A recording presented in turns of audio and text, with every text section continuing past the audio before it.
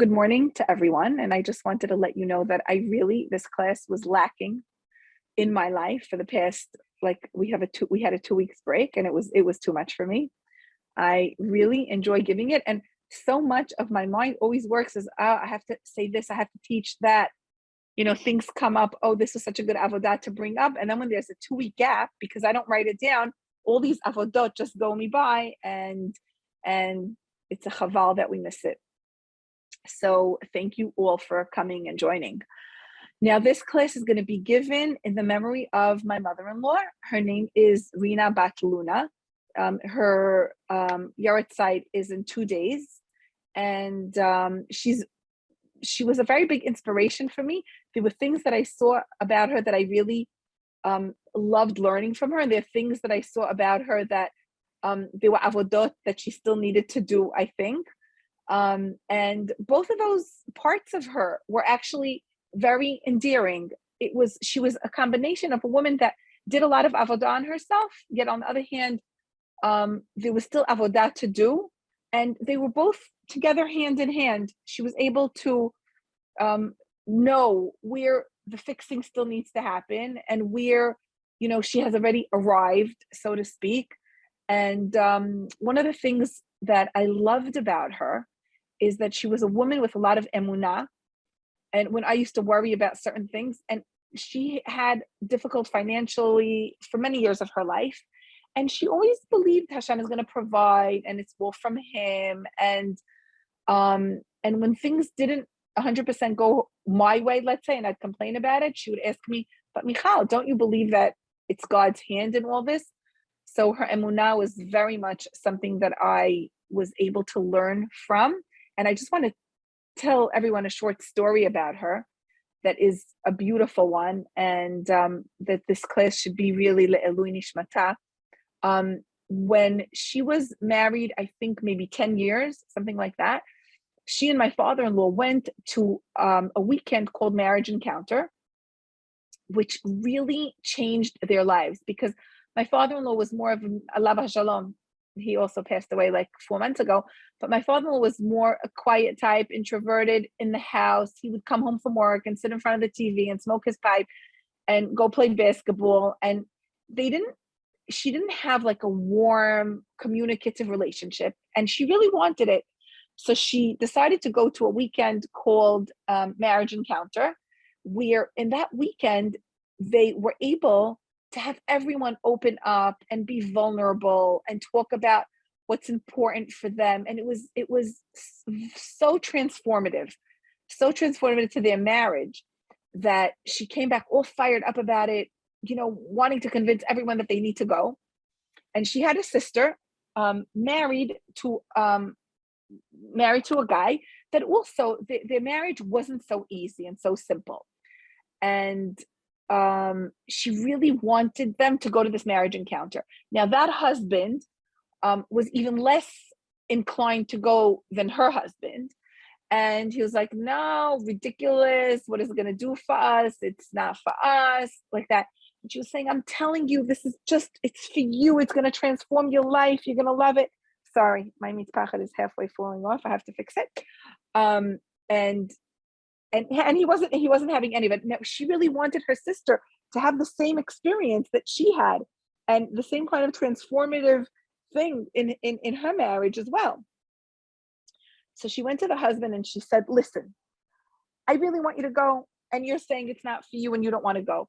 I want to tell you that ask of me anything and I'm willing to do it. Like anything that you want from me, I'm willing to give you." So he said, "Well, anything?" She said, "Yeah."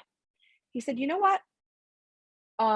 My mother-in-law at that point, they weren't really that religious, and she wasn't like my father-in-law would go to shul Saturday and then go to work and come back and, Friday night make kiddush, Saturday morning, go to shul and go to work."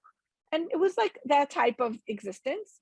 So her sister was married to like a committed religious guy that halakha was very important to him. So he told her, "You know what, if you do this thing that I ask of you, then I'm going to go to this marriage encounter." And she said, "What is it?" He said, if you were willing to light Friday night candles the rest of your life. And she said, done. And it was something she never did. It was something that and from that day on, she started lighting candles before sunset. And he went and he came back, and he was the first stop that she was the first stop that he made. And he hugged her and kissed her and told her, you really changed my life. And I thank you for it. And thank you for pushing me to go. Now, it meant, she could have also very much said, okay, you don't want to go, you're lost. Like, why do I have to light candles every Friday? It's not something that I do. It's not something that I want. But she so wanted her sister to have the kind of like, how do you call it? Like epiphany moments of connection with her husband, that she was willing to commit to something that she didn't 100%, want to do, or, think that it was part of her life. And she ended up loving Shabbat, loving, slowly, my in-laws started to keep Shabbat more stringently, more, embrace more of the halachot. But even at the time when she wasn't, she was willing to go all out so her sister's life will be made easier. So this class is Le'ilui Nishmata, and she taught me what it means to go all out. What it means to go all out. Okay. And now I want to talk about 2 avodot that I did with myself this past week. This past week I had a very intense bar mitzvah that I was taking care of. There were 70 people, a big staff taking care of them, and I'm running the staff. Now, the bar mitzvah came to me literally 3 months ago when the skies opened and everything was done very, very quickly. I was working very intensely.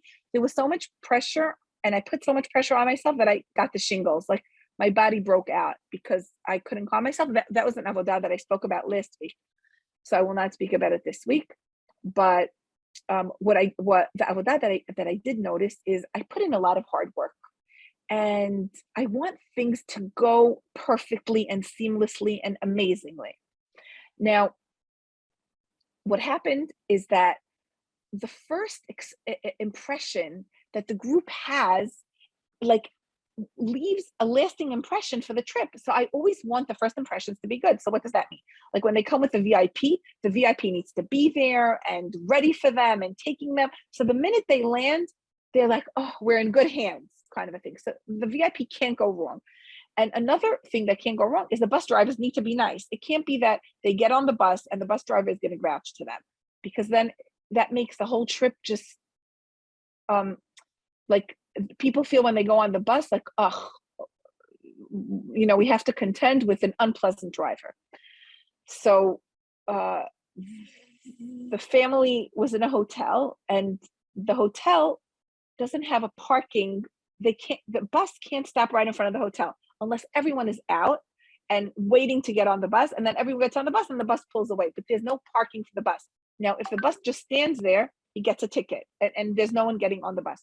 So the father told the hostess, get the bus to come here. And instead of making sure everyone was out, she got the bus. And the father got on the bus, but not everyone was ready. And the bus driver started to yell at him. And this is the first day they're there. And I felt like all the hard work that I did was flushed down the toilet, because this bus driver couldn't be nice, and he got a ticket.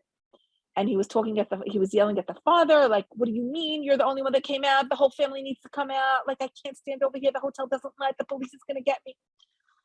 Anyway, I freaked out. I flipped out like I haven't in so long. I called up the bus company screaming, how could you do this? I don't want this bus driver. You have to switch him. He cannot talk to the father. He can't talk to anyone but me.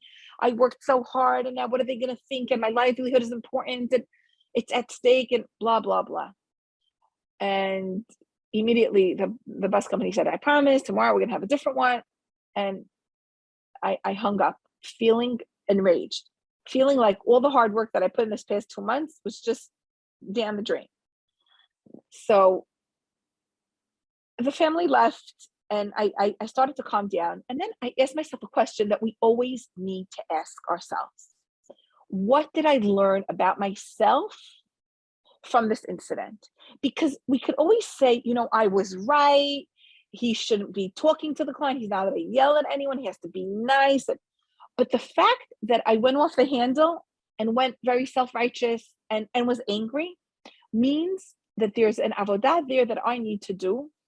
And all these incidents and these occurrences and events that happen in our lives, they happen so that we ask ourselves, what did I learn about myself? What is something new about myself? And what avodah do I need to do on myself? So what I learned about myself is the fact that it's important for me to be seen as competent. It's important for me what my clients think about me. And even and I realized that what other people think of me is important to me. And even if my livelihood is at stake, I need to realize that it's in God's hands and not in mine. I did everything that I could. I, pulled out a great trip and worked my hardest so that it'll be, work effectively and efficiently, et cetera, et cetera. And at a certain point, I shouldn't be going in my head, what are they going to think and how is it going to look and what's going to happen?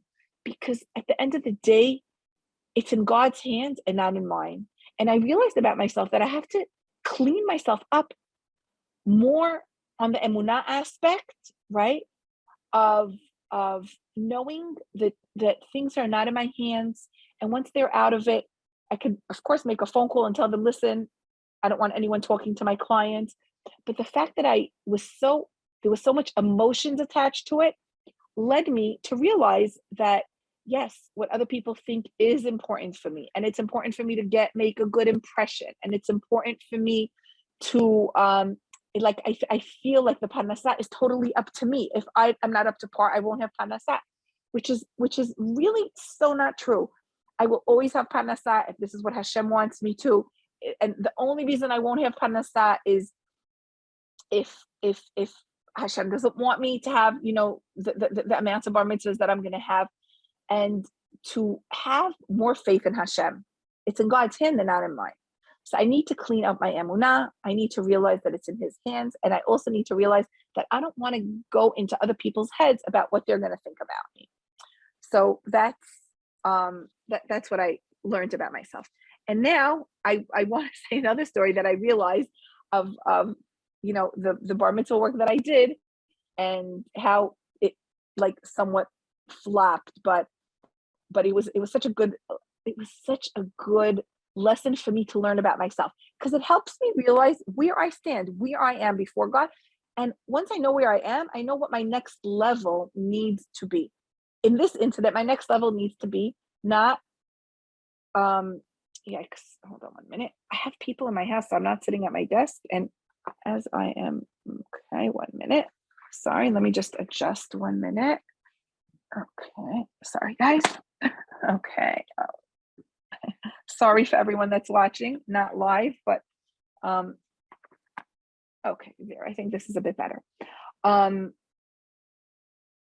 Okay, so one more story that we had is one of the activities that I did is something called the Generation Tunnel Tour, which every time I go through it, I start crying. Basically, it starts with an Israeli actor that was not religious for his whole life, and 7 years ago came back to Judaism, and he's from a family of omanim. Omanim are people of the arts, musicians and actors and singers. It's called the Banai family. And he starts off by talking about his ancestors of 200 years ago in Persia and Iran, how they kept the Masoret and they kept the Torah, and they passed the tradition on, and they decided they wanted to come to Israel, and they came to Israel and raised a family. It was very difficult, and not many times, they didn't. This was 200 years ago. It was barren over here. The Turks were here, and slowly, as times became more modern and the state of Israel became a state, and his family started to go to the army, they disconnected. The chain of generation was broken, and they disconnected from God. And he talks while we're in the tunnel. It's like in a kind of a 3D hologram that he's talking to us. And he says that when he finished the army, he had a very empty feeling and he wanted to fill it up. He went all over the world. He tried Buddhism and Islam and Christianity, and he ended up finding his roots and connecting that chain that his grandparents came to Israel. That he connected that chain that they had from Abraham Avinu. And then as you walk through the tunnels, this is like a big plug for the Generation Tunnel Tour, which was totally revamped a year ago. It's nothing like it was before. And then you go through Jewish history as you go through the tunnels, all in holograms. And then the last hall is called the Tkuma, like when Israel comes from ashes to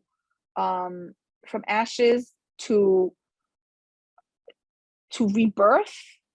And you walk through a long corridor of the names of the soldiers, and then you come into a room where they talk to you about hope and about Torah and about our ability to survive and our tenacity, and that we're links in a chain. And Ralph, do me a favor. Could you get me from near the kitchen the plug for my phone, the charger for my phone? Thank you.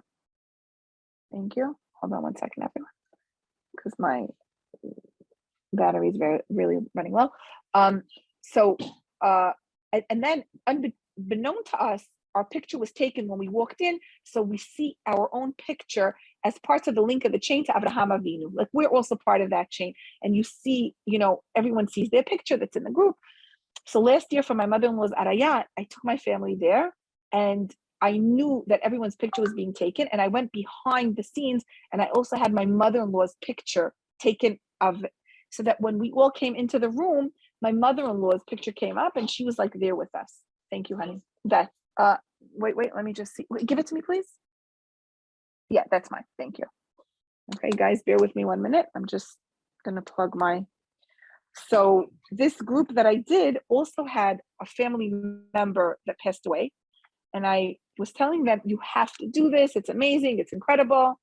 For my family, it was unbelievable. And we'll put your relative's picture. Sorry, 1 minute. Great. We'll put your relative's picture, and then it's going to be like your relative is there, and it's so inspiring and so amazing and moving, and I just was raving about it. So it comes the time, and we go, and many of the adults dropped out, and there were tons of kids and adults, and all the kids were on their phones, and they weren't even listening, and they started to walk through the tunnels, and halfway through the tunnels, like they were telling the guide, that's it, we want to finish, we don't want to do this, like hurry it up, blah blah. Now the funny thing is, I thought they would flip for it so much. I went with them. I met them over there. I went with them, and I made sure that the picture of their relative was being taken care of. And I realized that I have it in me, a desire that I want to look good. I want to look good. I want things to be successful. I want to be patted on the back and being told there's a vestige in that in me. And it was such a telling moment when I realized that something that I think is wow, they weren't impressed with it all. It didn't come close to their iPhones that they were checking. And then when they went into the room and their deceased relative was, also on the wall, half the people didn't even notice because they were on their phones. And there I was wanting to be patted on the back. And I said, Michal, you really need to work on yourself when it comes to that. Not caring, not like knowing that I do my best and it's in his hands, and then people could decide to take it or not to take it. It says nothing about me. I'm able to give the best that I have of me, and give it and leave it. Give it and leave it. That's the motto. Give the best in us, and then just leave it. It doesn't matter. Do they like it? They didn't. They say, wow, amazing. Did they say, no, it's a boring. That's not the issue anymore.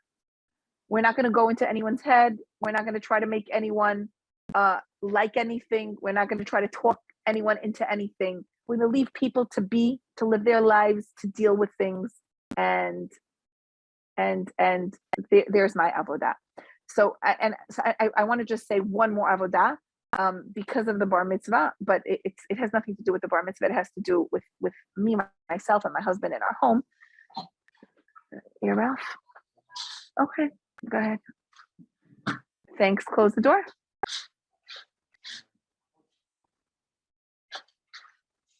Thank you, Ralph. Sorry, everyone. I have my grandkids in the house. I needed to lock myself up in the room in order to teach. Otherwise, no one would have been able to hear me. Okay, so one more avodah is because the bar mitzvahs were in Jerusalem, I was there for like 3-4 days. Before I left the house, I left it really spotless and very clean, because my thought is if I leave it very clean, I'm going to get it very clean. And Saturday night, I was coming home and I was really very, very excited. Ralph was home alone for Shabbat. I was actually going to sleep another night in Jerusalem and be there for Yom Yerushalayim, which I never missed in Yerushalayim. I wanted to go up to Har HaBayit, but I was so exhausted Saturday night, and I needed to go. Before you go up to Har HaBayit, we need to go to the mikveh. I had one ratzon to go up to Har HaBayit and the mikveh, and I had another ratzon just to get home and crash. And I relinquished Yom Yerushalayim and I went home. And I was totally at peace with it. So that's not where the avodah was. But when I got home, lo and behold, the sink is filled with dishes, filled with pots. The house is like not at all in the spick and span place that I left it. So here I am, went to work for 3-4 days, came back, left a nice house and came back, and the house was flying. And I looked at everything and I said, this is all good. What is my ratzon now? So I said to myself, my ratzon is to go to sleep. I haven't slept a lot. And I went to sleep. And in the morning, I woke up and I said, and what's my ratzon now? I said, my ratzon is to be in a clean and neat home, and it's to start doing the dishes. And I went and I did the dishes. Now, previously, like 2-3 years ago, in my mind, I would have never said anything, but in my mind would have been a litany of, I can't believe it. I'm going out. I'm working. I'm killing myself. I left a great home. What's the problem of getting back a clean home? I want to come and find the house the way that I left it. That and like I can't believe he's so inconsiderate. That would be what would going on in my head.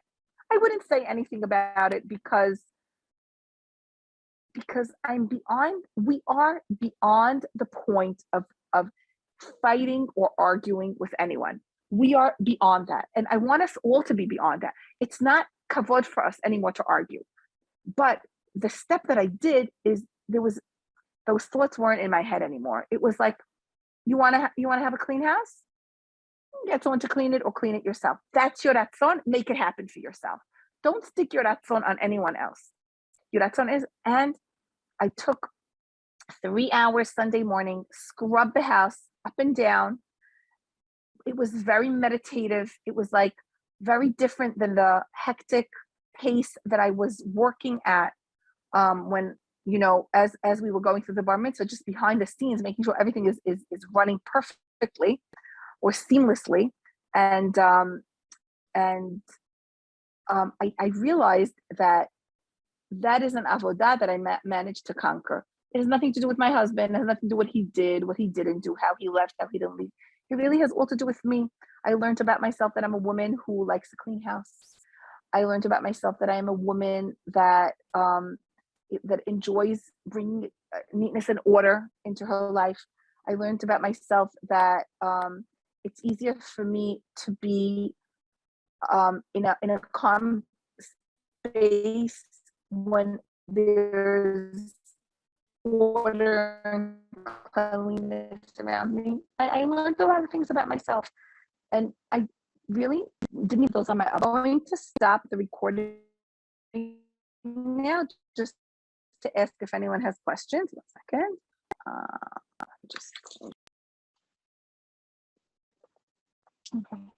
Okay.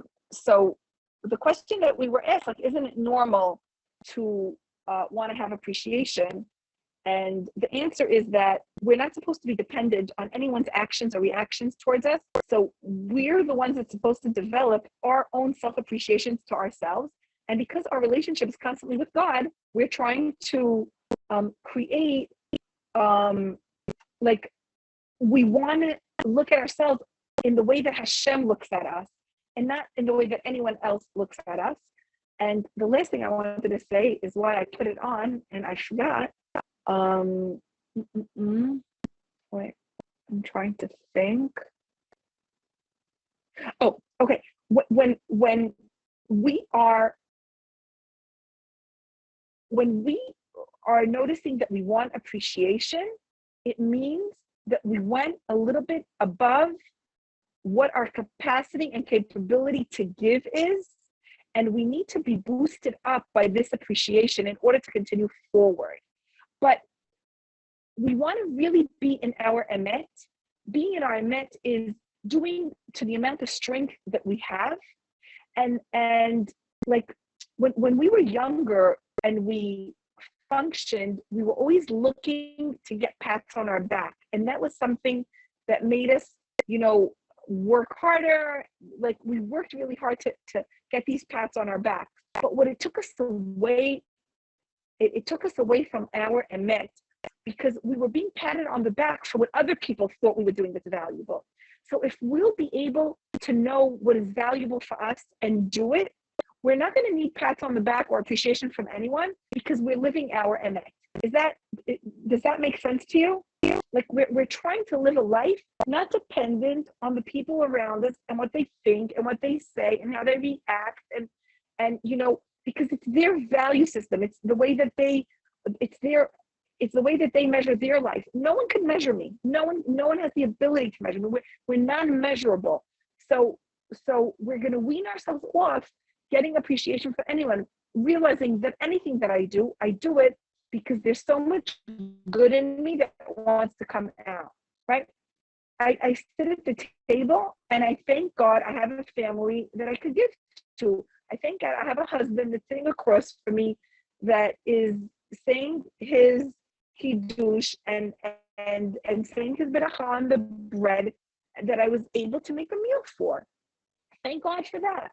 And even if he didn't say thank you, I don't need that thank you, because I guess I need to thank him that he's there. I need to thank him that there are people around that we can give to. So, okay. Anything else that might not have been clear? Okay, very good. Okay, so now I want to deal with Chag HaShavuot. I'm just moving every time to make myself a little bit more comfortable. Okay, very good. Okay. One more thing, that we passed on Yom Yerushalayim and we didn't have a class then. And a day later, I went back. I was in Jerusalem. 2 days later, I went to Jerusalem. And the day of Yom Yerushalayim, I said Hallel. And when I said Hallel, I one of the tefillot that we say is Vayosha Adonai Bayom Hahu et Yisrael me'ad Mitzrayim. When it was the splitting of the sea and the Jews went to the other side, they started to sing about how Hashem saved them from the Mitzrim. And I know I said it last year and I'm saying it again. When I said that tefillah is so actually happened again when the Israeli army bombed the Egyptian Air Force during the 6-day war. We tripled our size. Yerushalayim became a united city, something that we didn't even dream about because the government just told Jordan to stay out of the war and we won't fight, and Jordan came into the war, and only because of that we went in and we captured Jerusalem. It wasn't on the agenda, and the miracles that we had 4,000 years ago in Egypt actually were replicated themselves this Yom Yerushalayim. And so it's such a special time to walk through the streets of Jerusalem and just see the way it's built. Even as I drive to Tel Aviv, it grew like exponentially from when I was a little girl. It's just like hundreds of times over. I feel like we need to say that every time traveling Jerusalem Tel Aviv highway, like Bonei Yerushalayim, Yerushalayim will reach Tel Aviv. And what times, what miracles we're living in, such special times. When I lit my candles, I just thank God for allowing me to be alive at this time in Israel, to be able to experience and watch the nevuot, the prophecies coming true. We are living when the nevuot are coming true. We see zekanim and zekanot, old people sitting with their canes in their hands, and young children running around and playing. And that is what the Navi said 3,000 years ago that will happen, and we're living it. So that was my Yom Yerushalayim. And I'm just throwing something out there also. I would love to, next year is Israel's 71st birthday, to create perhaps a mission of coming here on Yom HaAtzmaut that weren't experienced before, and I'm throwing it out there, and let's try to make it happen. Okay. And we're approaching Shavuot now. So Shavuot is the time where we receive the Torah. And that will happen in like 4 days, 3 days. We have gone through 7 weeks of counting down from when we came out of Mitzrayim. And part of our being a free nation is our ability to accept the Torah.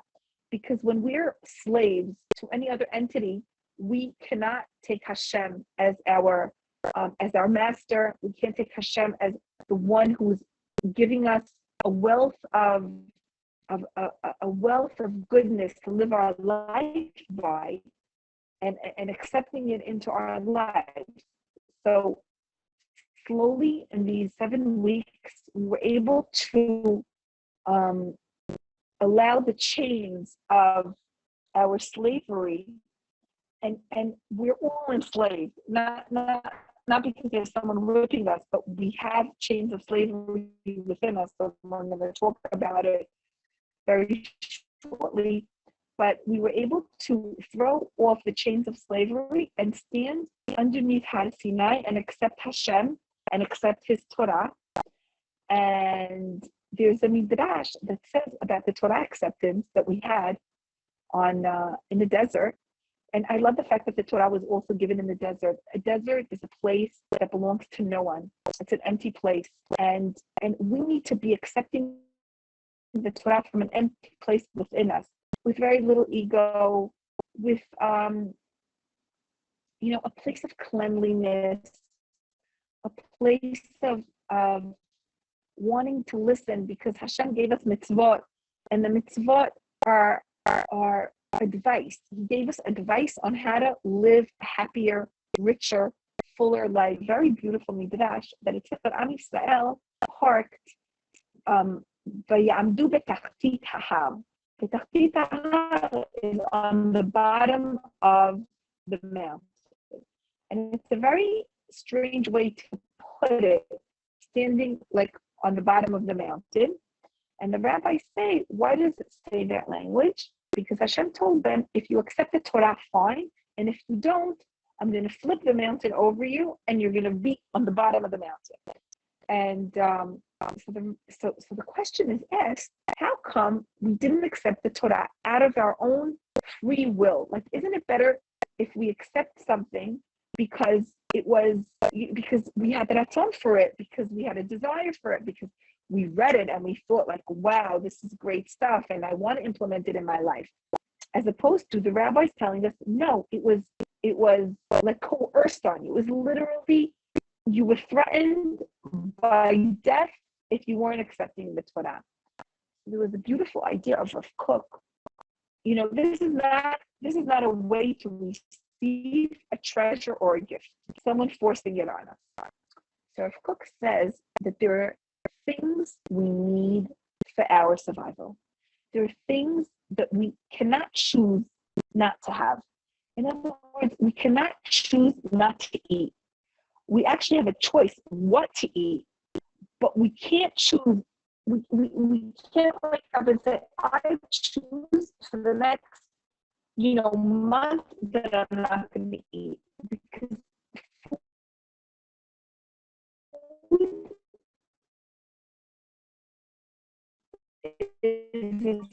Michal, we can't really hear you so good. Our survival. We can't choose not to drink because it's essential for our survival. We also can't choose not to think because thinking is part of us. It's part of our. It's ingrained in us, but we can't choose what to think.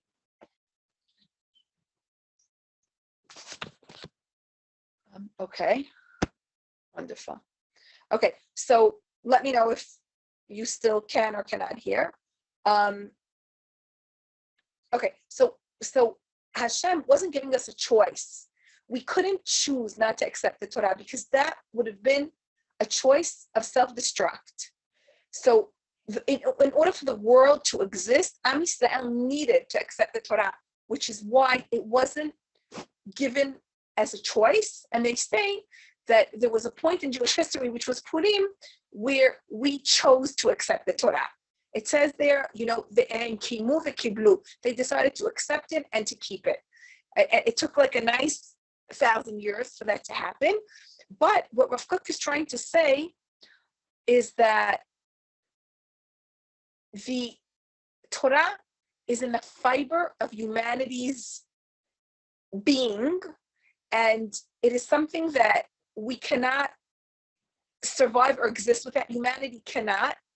And Hashem would have turned the world into tohu vavohu had the Torah not been accepted. So it wasn't something that we had a choice.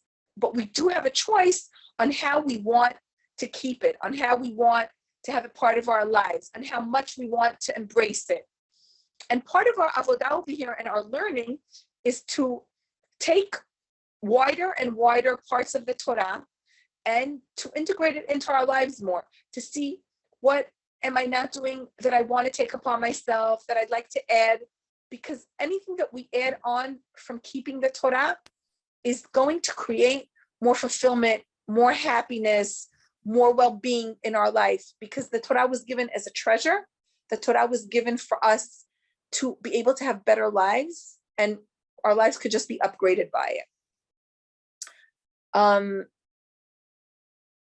I want to go back a little bit to Lag BaOmer, and I want to talk about the hidden Torah that was given to us.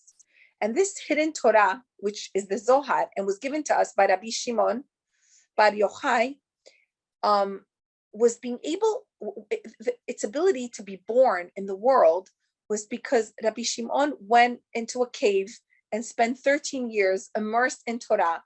And he was able to delve and bring out the secrets, like the internal Torah, right? The hidden Torah.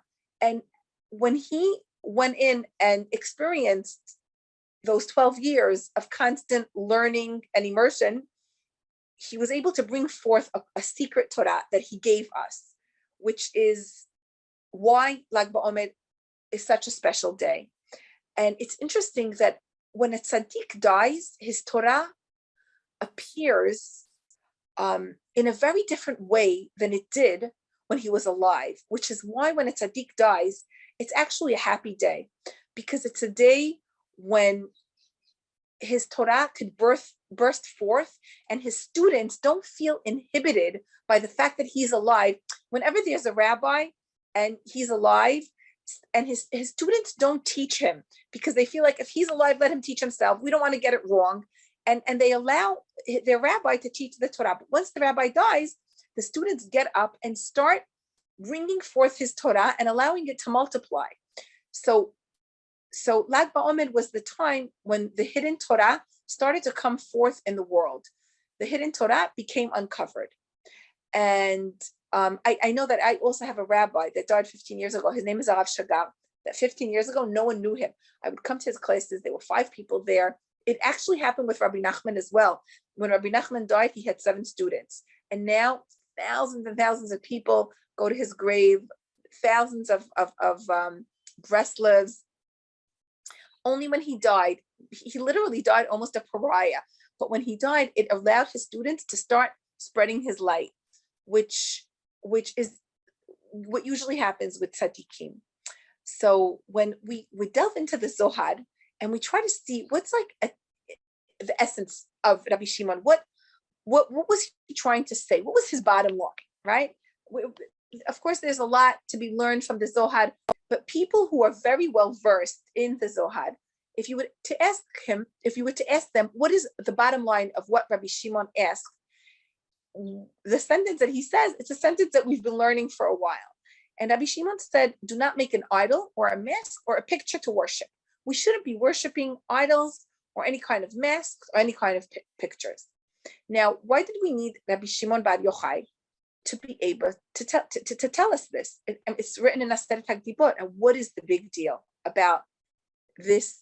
And which is at the root of this hidden Torah that took 13 years to be able to, for Rabbi Shimon to delve into, for us to get it. So in order to answer that question, I want to tell you a challenge that Michal's daughter had when she came to her mother. She told her mother, Michal, it's not sounding good again. Very stressed.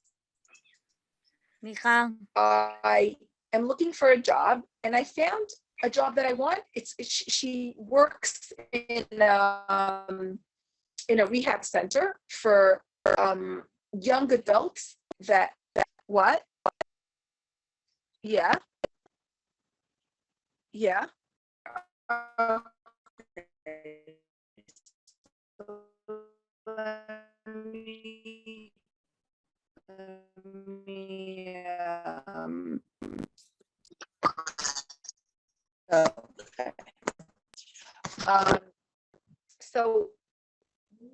Okay. So Michal's daughter went to look for a job, and she works with young adults that are, that have addictions, whether it's drugs or drinking or whatever.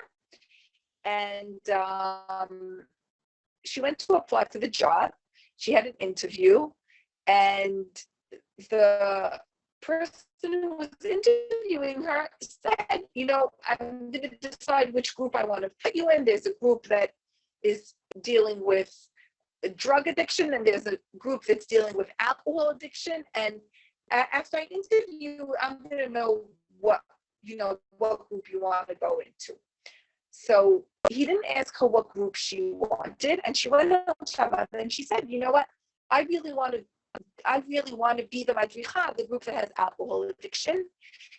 And and I keep on in my head going on, I want to go talk to him and tell him what I want, and what is he going to say, and what is he going to decide, this is what I really want, and on and on. Now, Michal told her daughter, first of all, you need to stay in the description. And your description now, wanting this job, is a job searcher. Your description is a job searcher. Now, you can say your desire, but you ultimately need to know that the person whose hands you're in is really God's hands, and He is running the world, and therefore your boss is not even the one who's deciding what you're going to do. You can rest assured that He will put you in the place that is meant for you, is fitting for you, is perfect for you. And you can, of course, say, this is what I'd like, and then relinquish it and know that you're in Hashem's hands. Now, when Rabbi Shimon Bar Yochai says we shouldn't create a picture in our heads, Rabbi Shimon says, do not create this type of picture. He means go and live your life and know that you're in Hashem's hands. Don't think that your life is in your boss's hands. No, it's not. Your life is in Hashem's hands. When we think our life is, oh my God, we're at their mercy, that's what Rabbi Shimon is saying, in essence, in the Zohar, is do not make an idol or a mask or a picture. Do not create a kind of a picture or an art. So also when we try to think of what other people think about us, how they feel, if, you know, if we say yes invite, to no invite, you know, I was asked or I wasn't asked, but you know, how could they not? Trying to figure out what goes on in other people's head is what Rabbi Shimon considers avodah zarah, because we think that our life is at someone else's mercy. At one of the parties that I just did, I met a friend of mine. And I saw her at the party, and I didn't see her before on the trip. And I asked her, like, why didn't I see you before? And she said, you know, I wish I could have been in Israel for longer, but there was a wedding that I needed to go to.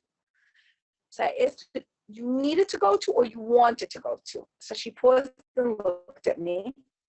She's almost going to be 50. And she said, I really needed to, because how are they going to in other people's hands? We don't want our lives to be in other people's hands. We need to relinquish it. And I saw like a light bulb go on for her, and the light bulb went on for like 2 minutes and then it went off, because I saw the wheels turning. But how do you live your life that way? How do we live our life that way?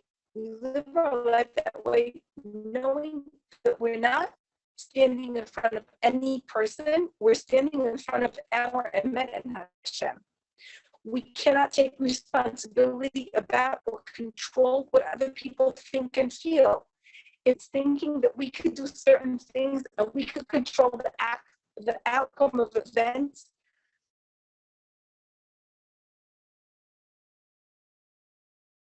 And Shimon is telling us we have no control.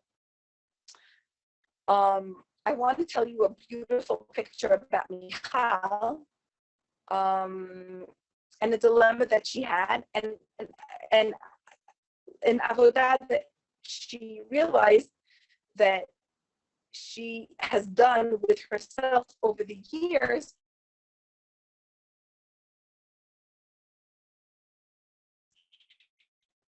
And she was happy with this place that she came to that night. People from all over the country come with their husbands. So it's a husband-wife class, and the chuppah was Monday night. Now she thought to herself that being that the wedding is in the summer and it's by the ocean, they could probably. And she said, you know what? She said, I have two retzonot in me, two desires in me. One desire is to teach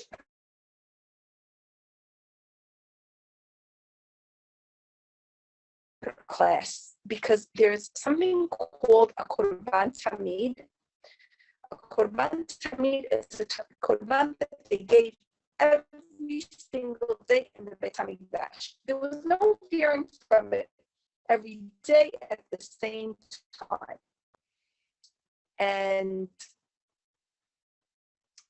she asked herself also, if I ask my father what's his Torah, and you say it in English, that's his seder, that's the way his day goes, and he doesn't veer from it 1 inch, whether he's sick, whether he's healthy, whether he's on vacation, whether it's Shabbat, whether it's every day, whether it's holiday, he has a day to learn his Daf Yomi. So there's a Torah from her father of you need to do what you do consistently, especially when it comes to Torah. That's her father's Torah. And on the other hand, there is also a student and friendship, 2 desires, and they were both within her, and they didn't fight with one another. It wasn't like, I want to do this, but what about that? I want to do that, but what about this? No. She allowed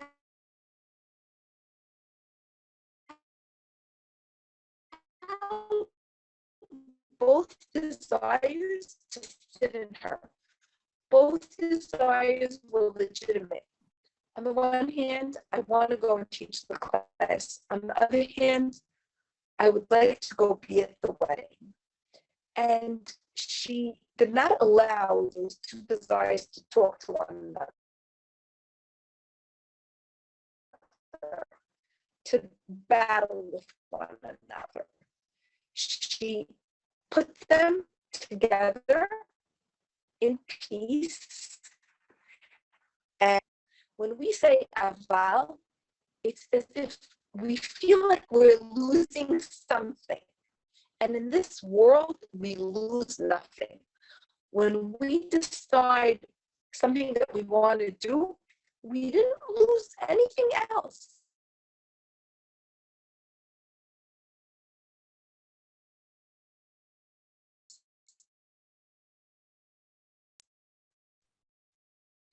We lost you, Michal. We can't. What is running away? Like, let's say she would have decided, Michal would have decided she's going to teach. Then she wouldn't have been at the wedding.